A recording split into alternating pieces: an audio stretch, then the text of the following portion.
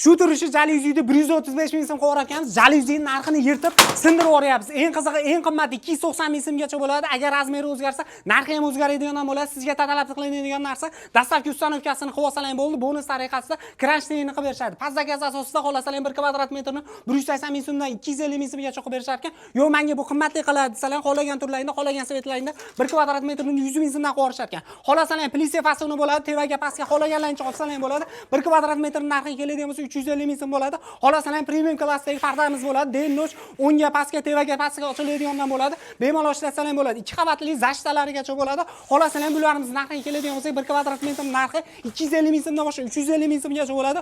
O'zbekiston bo'ylab dastavka, ustanovka, servis xizmatlari bu faqatgina kelishilgan holatda bo'ladi. Biz turgan joy Farg'ona viloyati Marg'ilon shahridagi Royal Jalyuzida turibmiz, Bog'dir ro'parasida turibmiz. Bu aytilayotgan narxlar donaga hamda kvadrat metrga bo'ladi. Agar optimga olaman desalar, yana ham kelishtirib berishadi. Zakaz asosida bo'ladi. Zakaz berish uchun akalarimiz nomerlarini pastga qoldirdik.